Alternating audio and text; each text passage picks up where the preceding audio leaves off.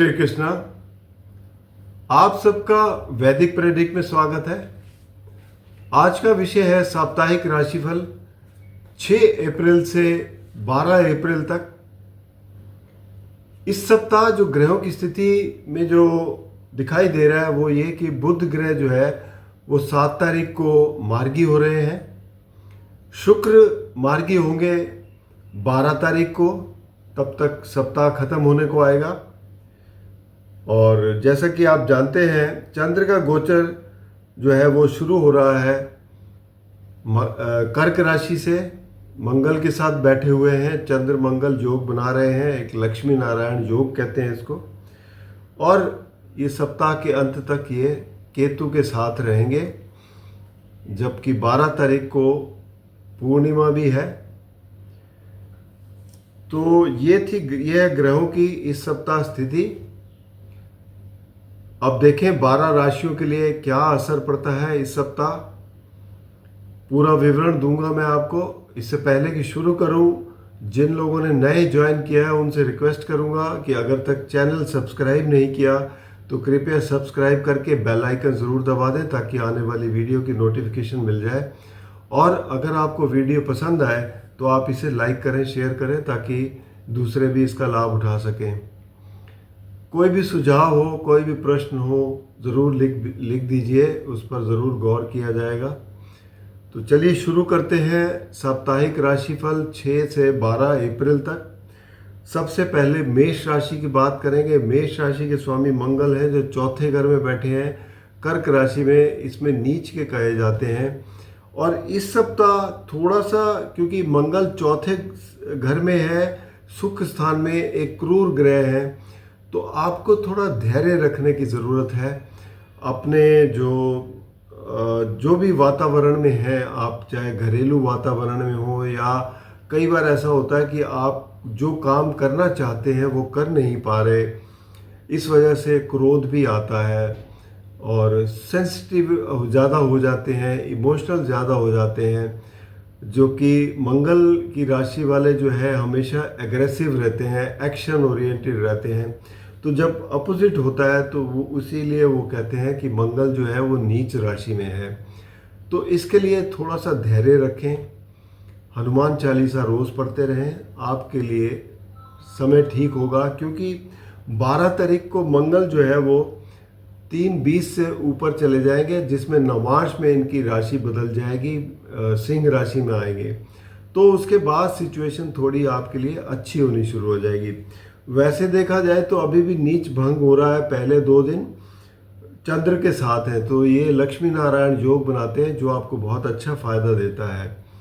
तो बस आपको सिर्फ धैर्य रखना है। और 12वें घर में जो 5 ग्रहों का योग बना हुआ है उसमें क्या है कि क्योंकि शनि देव है कार्य क्षेत्र के स्वामी, आपके करियर के स्वामी हैं, लाभ स्थान के स्वामी हैं। 12वें घर में कारक भी होते हैं शनि ग्रह। और शनि ग्रह के यहाँ आने से ये है कि चीज़ें जो पहले से ज़्यादा खर्चे हो रहे थे उसको वो रिस्ट्रिक्ट करेंगे, एक अनुशासन लाएंगे। क्योंकि शनि जज हैं और जज जैसे कमरे में घुसते हैं उसी तरीके से बिल्कुल सभी अटेंटिव हो जाते हैं।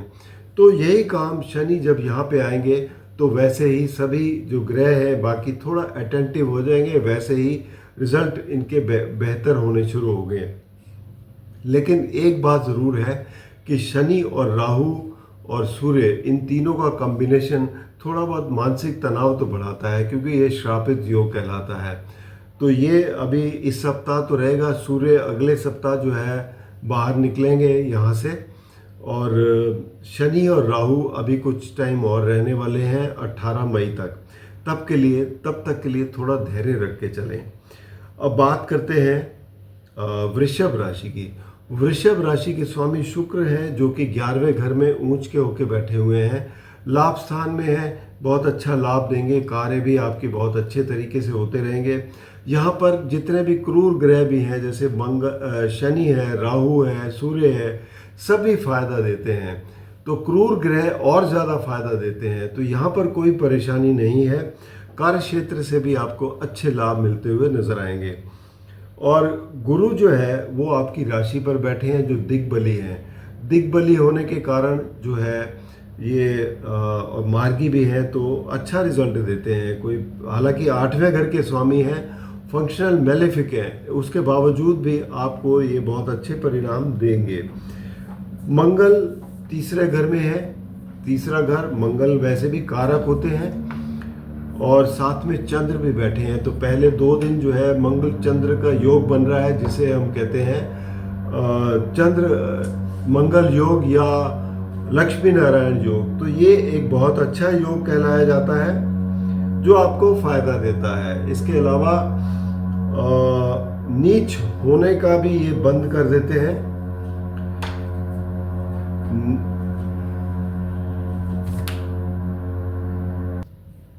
इससे नीच भंग भी होता है मंगल का, लेकिन ये 2 दिन के लिए है। उसके बाद मंगल क्योंकि नीच राशि में है, तीसरे घर में है, तो भाई बहनों के साथ थोड़ा सा व्यवहार ठीक करिएगा। जो आपके साथ में काम करते हैं, पड़ोसी हैं, उनके साथ भी थोड़ा सा संयम में बात करेंगे तो परेशानी कम होगी। क्रोध पर काबू पाने की कोशिश करें, बाकी सब ठीक है। और जहाँ तक बात है आपके 7वें घर की, 7वां घर पार्टनरशिप का है, पति पत्नी का है और यहाँ के स्वामी मंगल ही है, तो यहाँ पर परेशानियाँ हो सकती हैं, पार्टनरशिप में हो सकती है दिक्कत। समन्वय बना के चलने की बात है पति पत्नी के रिश्तों में भी और पार्टनरशिप में भी, तभी आपके काम ठीक ठाक होंगे। बाकी आप माँ दुर्गा की आराधना करें, जिससे आपको काफ़ी फायदा मिलेगा। अब बात करेंगे मिथुन राशि की। मिथुन राशि के स्वामी हैं बुध, जो कि 10वें घर में बैठे हैं और नीच राशि में है, लेकिन नीच भंग हो रहा है क्योंकि शुक्र के साथ हैं। और साथ ही में ये मार्गी भी हो रहे हैं 7 तारीख को। तो मार्गी जो है ग्रह एक सामान्य रिजल्ट देते हैं। जितना पावरफुल वो हो जाते हैं वक्री होने से, मार्गी होने से ये आपको अच्छा परिणाम देंगे। 10वें घर में मिथुन राशि वालों के 5 ग्रह बैठे हैं, इंक्लूडिंग बुध, शुक्र, सूर्य, राहु और शनि। अब सूर्य, राहु और शनि जो है ये तीनों मिलकर 10वें घर में एक श्रापित योग बनाते हैं। आपको कार्य क्षेत्र पर बहुत सतर्क रह के चलना पड़ेगा। कोई शरारत ऐसी ना करे आपके साथ, आपके काम में कोई भी प्रॉब्लम ना हो, इस बात का ज़रूर आप नोट करें। अपना फोकस होके काम करें और यहाँ पर आपको बहुत ही सतर्क होके चलना पड़ेगा ताकि आपके मान सम्मान पर इसका प्रभाव ना पड़े। तो कार्य क्षेत्र के, और दूसरी बात यह है कि गुरु भी 12वें घर में बैठे हैं जो आपके 10वें घर के स्वामी हैं, यानी कि आपके खर्चे भी करवा रहे हैं। कोई ना कोई चेंज भी लाना पड़ सकता है जिसकी वजह से आपको दिक्कत हो सकती है। तो इन सब बातों का आप ध्यान रखें और जो भी आपके हित में हो उसके हिसाब से फैसला लें तो आपके लिए ठीक रहेगा।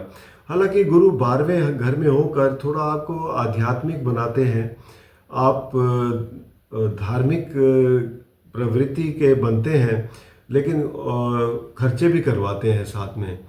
और गुरु की दृष्टि 4थे घर पर है, प्रॉपर्टी वगैरह में लाभ हो सकता है, इसमें कोई परेशानी नहीं है। कोई यहाँ पर फ़ायदा भी देते हैं क्योंकि गुरु की दृष्टि जहाँ भी पड़ती है वहाँ ग्रोथ देते हैं।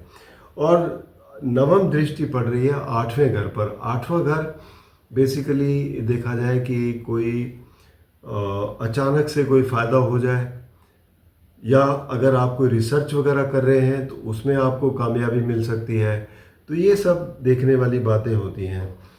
बाकी देखा जाए तो ओवरऑल सिचुएशन, बस आपको ध्यान यही रखना है कि कार्य क्षेत्र में बहुत ही सतर्क होकर रहें। अब आगे बात करेंगे कर्क राशि की। तो कर्क राशि वालों के लिए राशि स्वामी यहीं से गोचर शुरू कर रहे हैं कर्क राशि में। साथ में मंगल बैठे हैं, मंगल का भी नीच भंग हो रहा है। पहले 2 दिन के लिए तो अच्छी स्थिति है क्योंकि लक्ष्मी नारायण योग बना हुआ है। और गुरु बैठे हैं 11वें घर में और 5 ग्रह बैठे हैं 9वें भाव में। 11वें और 9 के बीच में परिवर्तन योग भी है जो कि बहुत अच्छा गिना जाता है और ये आपको भाग्य भी बढ़ाता है और साथ ही में आपको धन का भी लाभ देता है, तो स्थिति आपके लिए काफ़ी अच्छी बनी हुई है। और लेकिन एक चीज़ है, नवम भाव में जो श्रापित योग बना हुआ है शनि, राहु और सूर्य का, उससे थोड़ा सा आपको बचने की ज़रूरत है। क्योंकि अगर आप कोई उच्च एजुकेशन ले रहे हैं तो आपका फोकस हटेगा, आपको पिता का भी सेहत का ध्यान रखना चाहिए। और जो भी अगर लंबी यात्राएं लेते हैं कार्य क्षेत्र के समय में, कार्य से के सिलसिले में, तो यहाँ पर भी आपको बड़ा सतर्क होकर चलना पड़ेगा। तो बस इन बातों का ध्यान रखिए। बाकी सिचुएशन, धन की स्थिति बहुत अच्छी है, पारिवारिक स्थिति बहुत अच्छी है, परेशानी की कोई वजह नहीं है। अब बात करेंगे सिंह राशि की। तो सिंह राशि के लिए देखा जाए तो सूर्य जो है वो 8वें घर में बैठे हैं। 8वें घर में सूर्य जो है कमज़ोर स्थिति में है, 5 ग्रहों के साथ बैठे हैं, जैसे 4 ग्रह और भी हैं। और क्योंकि शनि, राहु, बुध, शुक्र, तो शनि राहु के होते हुए एक श्रापित योग भी बनता है। सूर्य की स्थिति यहाँ पर थोड़ा कमज़ोर है, तो आपको खास ध्यान रखना है, किसी के साथ वाद विवाद में नहीं कर पड़ना। कोई कोर्ट कचहरी का केस हो तो उसको प्रॉपर तरीके से उसका ध्यान रखें। गाड़ी चलाते हैं तो वहाँ पर आपको ध्यान रखने की ज़रूरत है। अपनी वैल्यूएबल चीज़ें हैं उनको पर ध्यान दें, और अपने धन या इन्वेस्टमेंट का किसी की सलाह से अगर कर सके तो ज़्यादा अच्छा रहेगा। वैसे देखा जाए तो गुरु जो है वो बैठे हुए हैं 10वें घर में, और इनकी दृष्टि एक तो धन भाव पर है, धन में वृद्धि करेंगे। और बाकी जो नवम दृष्टि है वो छठे घर पर है। छठा घर बेसिकली होता है आपकी नौकरी का भी होता है, तो यहाँ नौकरी में आपको कुछ ना कुछ अच्छा देखने को मिल सकता है।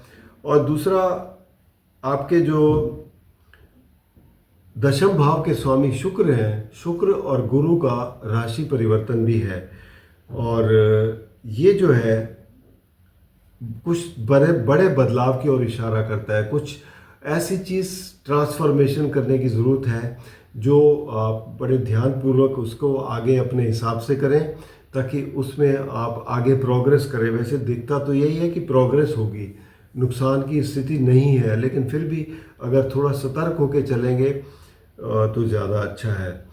और सेहत का भी अपना ध्यान रखें। अब बात करेंगे कन्या राशि की। तो कन्या राशि के लिए बुध स्वामी हैं, और सप्तम भाव में बुध बैठे हुए हैं 4 अन्य ग्रहों के साथ। बुध नीच राशि में है, लेकिन इनका नीच भंग हो रहा है शुक्र के साथ होते हुए। एक चीज़ और भी है, सूर्य, राहु और शनि ये भी बैठे हैं। अब यहाँ पर आपको खास सतर्कता रखनी है अपनी बिजनेस डीलिंग में, अपनी पार्टनरशिप में। तो यहाँ पर आपको जो भी निर्णय लेने हैं बड़े सोच समझ के लेने हैं। तो ये ऐसा करेंगे तो आपको परिस्थितियों में एक तालमेल बिठाने में परेशानी नहीं होगी। दूसरा, नवम भाव और सप्तम भाव, इन दोनों में राशि परिवर्तन भी है, तो भाग्य आपका साथ दे रहा है। बस आपको सिर्फ फोकस करके चलने की ज़रूरत है, वो और कोई परेशानी नहीं है। पति पत्नी के रिश्ते भी ठीक ठाक रहेंगे, बस वहाँ पर आपको वाद विवाद से बचने की ज़रूरत है। उपाय के तौर पर कन्या राशि वाले देखा जाए तो अगर आप गणेश जी की आराधना करें तो ये आपके लिए बहुत ही अच्छा रहेगा, और इसमें आपके विघ्न जो है जो भी होंगे वो दूर होंगे। अब तुला राशि की बात करें तो तुला राशि के स्वामी हैं शुक्र। शुक्र बैठे हुए हैं छठे घर में उच्च राशि में, और 6 और 8, क्योंकि गुरु 8वें घर में बैठे हैं, 6 और 8 में राशि परिवर्तन है। तो जब 6 और 8 में राशि परिवर्तन होता है तो विपरीत राजयोग का निर्माण होता है, और इसको हम ये भी कहते हैं कि परेशानियां तो आएंगी लेकिन परेशानियों से बाहर भी निकलेंगे। इसका मतलब ये है, इसका मतलब ये नहीं है कि परेशानियां नहीं आएंगी, परेशानियां तो आएंगी लेकिन उससे बाहर निकालने के रास्ते भी आपको मिल जाएंगे, तो जिससे घबराने की ज़रूरत नहीं है। ओवरऑल देखा जाए, जब 5 ग्रहों का यहाँ पर छठे घर में योग है, ये बताता है कि आप दुश्मनों पर भारी पड़ेंगे, तो ये आपके लिए पॉजिटिव चीज़ है।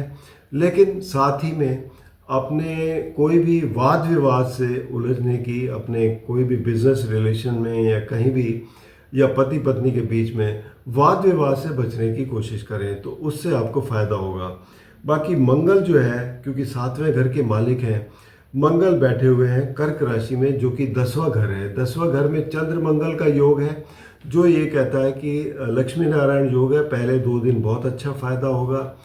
मंगल बली भी है 10वें घर में, तो चंद्र जब चले जाएंगे यहाँ से, तो उसके बाद भी, क्योंकि 11वें घर में भी फ़ायदा ही देते हैं, और 12वें घर में केतु के साथ होंगे पूर्णिमा के दिन, तो यहाँ पर थोड़ी सी परेशानी हो सकती है, तनाव हो सकता है। पहले 4-5 दिन अच्छी स्थिति है, कोई परेशानी नहीं है।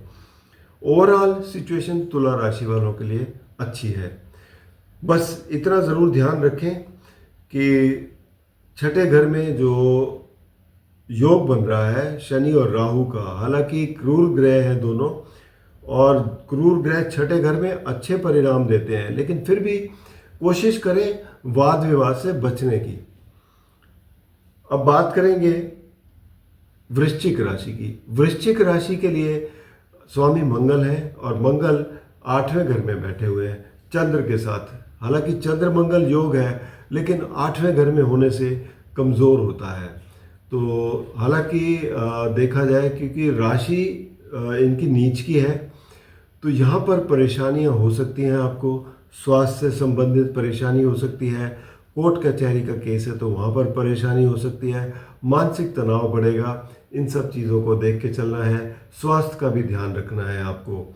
तो यहाँ आपको ज़रूरत है कि 8वें नहीं, 9वें भाव में है, तो 9वें भाव में चंद्र मंगल जो है वो बहुत अच्छा योग बनाते हैं, लक्ष्मी नारायण योग, जो आपको फ़ायदा देता है, लेकिन 2 दिन के लिए।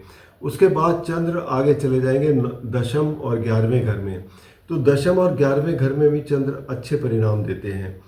लेकिन मंगल क्योंकि नीच राशि में बैठे हैं, क्रोध से बचने की कोशिश करें, और साथ ही में अपना जो भी आप कार्य कर रहे हैं उसमें धैर्य से चलेंगे तो परेशानी नहीं है। बाकी 5वें घर में 5 ग्रहों का योग है, शनि, राहु और सूर्य के होते हुए यहाँ पर आपके लिए थोड़ा मानसिक तनाव बढ़ेगा, फोकस करने की परेशानी होगी, और आप जो है जो कुछ भी आप करना चाहते हैं वो अपने तरीके से नहीं कर पाएंगे। और 7वें भाव में बैठे हुए हैं गुरु। अब 7वें भाव में गुरु जब बैठे हैं तो पार्टनरशिप में आपको फ़ायदा दिलाते हैं, और पति पत्नी के रिश्ते भी अच्छे रहते हैं, बिजनेस डीलिंग भी ठीक ठाक रहती है। 5वें और 7वें के अंदर राशि परिवर्तन भी है, जो ये कहता है कि आप जो भी कुछ करना चाहते हैं, क्रिएटिव काम करना चाहते हैं, वो कर तो सकते हैं, लेकिन फोकस करके चलना पड़ेगा, क्योंकि राहु और शनि के होते हुए आपको परेशानियों का भी सामना फेस करना पड़ेगा। तो इस चीज़ से बचने की कोशिश करें। बात करेंगे अब धनु राशि की। तो धनु राशि के स्वामी गुरु हैं, और गुरु बैठे हुए छठे घर में। छठे घर में गुरु की स्थिति कमज़ोर होती है। इस पर यह है कि आपको स्वास्थ्य का ध्यान रखना पड़ेगा, कामों में थोड़े बहुत विलम्ब हो सकते हैं, उस चीज़ को भी देखते हुए चलेंगे। और गुरु की दृष्टि दशम भाव पर भी है, जो कि कार्य क्षेत्र है आपका, यहाँ पर आपको फ़ायदा मिलेगा। नवम दृष्टि धन भाव पर है, तो धन में वृद्धि मिलेगी। 5 ग्रह बैठे हुए हैं सुख स्थान में। सुख स्थान में 5 ग्रह का होना ये अच्छी स्थिति नहीं कही जाएगी, क्योंकि सूर्य, शनि, राहु तीनों ही क्रूर ग्रह हैं, और क्रूर ग्रह सुख स्थान में आपके सुख में खलल डालते हैं। हालांकि शुक्र और बुध भी हैं, लेकिन दब जाते हैं 3 बड़े क्रूर ग्रहों के साथ। तो यहाँ आपको थोड़ा सा ध्यान रखना है, माता की सेहत का भी ध्यान रखें। प्रॉपर्टी के मामले हैं तो उनको बड़े ध्यान से देखें कि आप जो कुछ भी करने जा रहे हैं वो आपके फ़ायदे के लिए हो, उसमें कोई नुकसान की स्थिति ना बने। तो ये सब चीज़ें आपको देखने की ज़रूरत है। जो बच्चे स्कूल में पढ़ते हैं उनको भी थोड़ा अधिक फोकस करके रखने की ज़रूरत है। बाकी अगर आप कोई उपाय करना चाहें तो उपाय के लिए आप विष्णु सहस्त्र नाम का जाप करें, ये आपके लिए अच्छा होगा। अब बात करेंगे मकर राशि की। मकर राशि के स्वामी शनि हैं। शनि देव 5 ग्रहों के साथ बैठे हुए हैं तीसरे घर में। तीसरा घर पराक्रम का होता है, पराक्रम के स्थान में क्रूर ग्रह अच्छे रिजल्ट देते हैं, तो ये स्थिति आपके लिए अच्छी है। और जहाँ तक सप्तम भाव की बात करें तो सप्तम भाव में मंगल और चंद्र बैठे हुए हैं, लक्ष्मी नारायण योग बनाते हैं, ये भी अच्छे है और उनका नीच भंग भी होता है, लेकिन 2 दिन की बात है। उसके बाद चंद्र जैसे ही आगे जाएंगे 8वें घर में तो बीच में 2 दिन फिर तनाव की स्थिति बनेगी। और मंगल यहाँ पर क्योंकि नीच राशि में है तो आपको क्रोध आएगा, क्योंकि आपके मुताबिक चीज़ें नहीं चलेंगी तो क्रोध आएगा, तो इससे आपको बचने की ज़रूरत है। पार्टनरशिप हो, बिजनेस डीलिंग्स हो, बाहर के लोगों से कुछ भी आपको काम हो, उसमें आपको सतर्कता रखनी है, धैर्य रखना है, तभी आपके काम अच्छी तरीके से चलेंगे। बाकी देखा जाए तो गुरु बैठे हुए हैं आपके पंचम भाव में, 5 और 3 के बीच में राशि परिवर्तन भी है। पंचम भाव में गुरु होने से एक तो ये कि आपकी मानसिक संतुलन अच्छा बना रहेगा, यहाँ पर आपको कोई परेशानी नहीं है। और दूसरी बात ये कि कोई भी क्रिएटिव काम करना चाहते हैं तो आप बड़े ध्यानपूर्वक अपने मन लगाकर कर सकेंगे, तो ये आपके लिए स्थिति बन रही है। ओवरऑल जहाँ पर आपको ध्यान रखने की ज़रूरत है वो यही है कि बिजनेस डीलिंग्स, पार्टनरशिप, इन सब में आपको ध्यान देने की ज़रूरत है। बात करेंगे अब कुंभ राशि की। कुंभ राशि के स्वामी शनि देव हैं। शनि देव 4 और ग्रहों के साथ बैठे हुए हैं दूसरे घर में। दूसरा घर बेसिकली परिवार का है, धन का है, और यहाँ पर 3 क्रूर ग्रह जब बैठे हों तो धन का नाश करते हैं, तो आपके खर्चे बढ़ेंगे, धन बच नहीं पाएगा, तो इन सब चीज़ों का आपको ध्यान रखना है।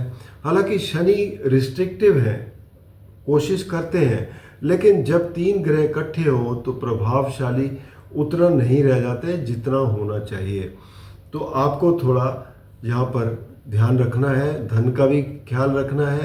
परिवार में भी आप अपनी वाणी पर ध्यान दें, जो उन लोगों से जो भी बात करनी है क्रोध ना करें। और दूसरा, आप खाने पीने का भी ध्यान रखें, क्योंकि ये दूसरा घर आपका फूड का भी होता है, मुंह का भी होता है, और खाना भी आप ऐसा खाएं ताकि आपको गैस्ट्रिक प्रॉब्लम या जलन ये सब ना हो, तो संतुलित खाएं जिससे आपको परेशानियां नहीं होंगी। मंगल बैठे हुए हैं आपके 6ठे घर में, मंगल आपके बैठे हुए हैं 5वें घर में। 5वें घर में 6ठे घर में मंगल जो है अच्छे रहते हैं, क्रूर ग्रह, लेकिन नीच राशि में है, और नीच राशि में होने के कारण 6ठे घर में ये आपको परेशानी दे सकते हैं, ब्लड से रिलेटेड कोई दिक्कत दे सकते हैं। अगर पहले से चल रही है तो प्रॉपर ध्यान रखें। इस पीरियड में मैं कई बार बोला है, मंगल जब भी नीच राशि में हो और 6ठे घर में हो तो लोन लेने की कोशिश ना करें, लोन चुकता नहीं होता, ये बहुत लंबे समय तक फिर खिंचता जाता है, तो इस चीज़ का ज़रूर ध्यान रखें। बाकी देखा जाए तो गुरु बैठे हुए हैं 4थे घर में, सुख स्थान में, जो गुरु और शुक्र के बीच में राशि परिवर्तन भी है, जो प्रॉपर्टी में लाभ देंगे, सुख की वृद्धि करेंगे और धन का भी लाभ देंगे। एक तरफ धन का लाभ हो रहा है तो दूसरी तरफ धन खर्च भी हो रहा है, तो दोनों परिस्थितियां हैं, एक दूसरे को बैलेंस करती हैं, लेकिन बचाने में मुश्किल होगी, ये आप ज़रूर ध्यान रखें। जितना अपनी तरफ से कोशिश हो उतना करें। तो बाकी ओवरऑल कार्यक्षेत्र की स्थिति अगर देखें तो मंगल नीच राशि, मंगल है स्वामी, और मंगल बैठे हुए हैं नीच राशि में 6ठे घर में। तो बस ये इसीलिए बोल रहा हूँ कि क्रोध से बचने की कोशिश करें, लोगों के साथ समन्वय बना के चलें, काम पर ध्यान रखें, फोकस दें, परेशानियाँ नहीं होंगी, कम होंगी।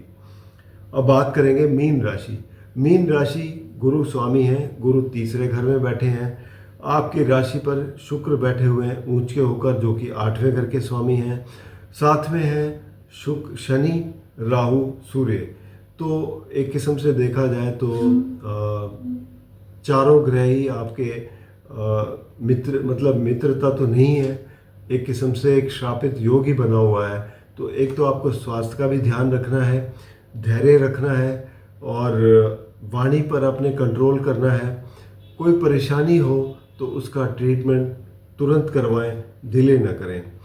तीसरे और पहले के बीच में राशि परिवर्तन है, जो आपको पराक्रम करने में सहायता करता है। जो भी आप परेशानियां हैं उसको निपटने के लिए सक्षम हैं, तो आप काम ठीक ठाक निकाल लेंगे, ऐसी कोई बात नहीं है। थोड़े समय की बात है, बस आपको धैर्य रखने की बात है। और मंगल जो है वो 5वें घर में बैठे हैं। मंगल भी नीच राशि में है, चंद्र के साथ बैठे हैं। तो पहले 2 दिन तो कोई परेशानी नहीं है, क्योंकि चंद्र के साथ नीच भंग हो जाता है कर्क राशि में। लेकिन उसके बाद ये है तो नीच राशि में, जो कि क्रोध भी दिलाते हैं, मानसिक तनाव भी बढ़ाते हैं। तो आपको बस यही है कि थोड़ा धैर्य रखें, कुछ दिनों की बात है, परिस्थितियां आपके फेवर में होंगी और आप कुछ अच्छा कर पाएंगे। तब तक के लिए थोड़ा सा आप ध्यान रखें और विष्णु सहस्त्र नाम का जाप करें और हनुमान चालीसा भी दिन में 2 बार पढ़ें। इससे आपका काफ़ी अच्छा लाभ होगा। तो ये था 12 राशियों का राशिफल। अंत में यही कहूँगा कि अगर व्यक्तिगत रूप में कोई भी समस्या है तो नीचे दिए गए नंबर पर संपर्क करें या फिर vedic@gmail.com पर अपनी जन्म की विवरण देकर अपना कुंडली का विश्लेषण करवा सकते हैं। धन्यवाद।